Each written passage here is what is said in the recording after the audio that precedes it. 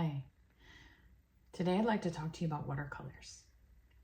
I know, maybe that's a little left field, right? But that's okay. We all have hobbies. For me, when I was recovering from COVID and the world opened up a little bit more and we could go places again, I said yes to going to a watercolor retreat. Now, sounds a little crazy because I'd never picked up a tube of watercolors other than those little palettes that you get when you're a kid and they're dry and you add the little water in the paintbrush, in elementary school. So I've done that, but that was it. And I made a choice because I was alive and I could, which at the time was a big gift. Life is always a gift, but sometimes we're really present to it, and I was. So I walked into this room and there were 18 other people who had spent decades of their lives studying. and you would think I was afraid, but I just didn't. It didn't matter because the only thing that mattered was that I was there to explore and learn and grow. So I filled my palette with every color that I possibly could, and it's a lot messier now, but this is the same palette. And some of those same colors are in here 5 years later because I filled them to the top, not knowing exactly how long that would take to use all of them. And the person across from me had been studying for 50 years, and that was about the average in the room, 30 to 50 years that they'd been studying art or painting in some way, shape, or form. And so you might ask yourself, why watercolors?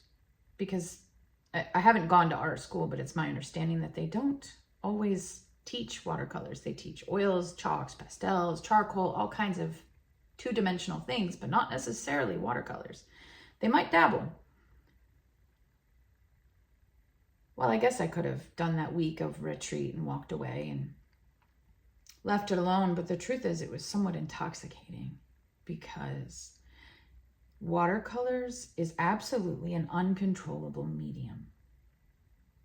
Deep down, I think we all like to control things to make them fit into these nice, neat little boxes, when in reality, that's not life. That isn't reality. There is no box. We can say something is this way and that doesn't make it true. So when you put a little bit of cobalt blue and a little bit of water to 100% cotton paper, every time you do it, depending on the amount of water and the amount of pigment and how you do it and what type of brush you use, it comes out differently. It comes out different. So how could the perfectionist in me be okay with that? That's a good question. It was training, it was practice. Because I learned that I could not go back out the way I had come in. My mother died in 2020. I got COVID and almost died. And I was not the same. My body wasn't the same. I didn't know how long it would be that way or what it would take to get back to normal, or if normal was a thing that just was out the window now. I had no idea. So I wanted something completely foreign to cultivate a mindset. And 5 years later, I'm still in love. I'm practicing, as we all do, but it's beautiful. It's beautiful when you start to realize that you don't have to control everything in order to be able to breathe in and breathe out. And I don't have to fill every second of every negative space anymore in a conversation. Neither do you. Doesn't mean you have to try watercolors, but I will say, if you're up for a challenge and you want to completely explore something that is beautiful and vibrant and mysterious all at once, It's literally like touching the clouds when you paint, because what are clouds if not water and light refracted and colors? And I know the scientists will go all the way down that rabbit hole, and it's not precisely that, and I do get that.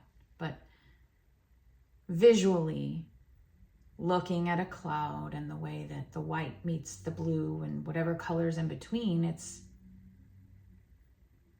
I don't know, there's something beautiful and very, very much like the whole of life for me in that space. I don't know, maybe we don't have to control things like we think we do. And maybe control is a fallacy, because really, what can we control? We can control our attitude. And there are places where we have to stand up for what's right. I get that, 100%. And in all the time in between, our peace of mind is not free.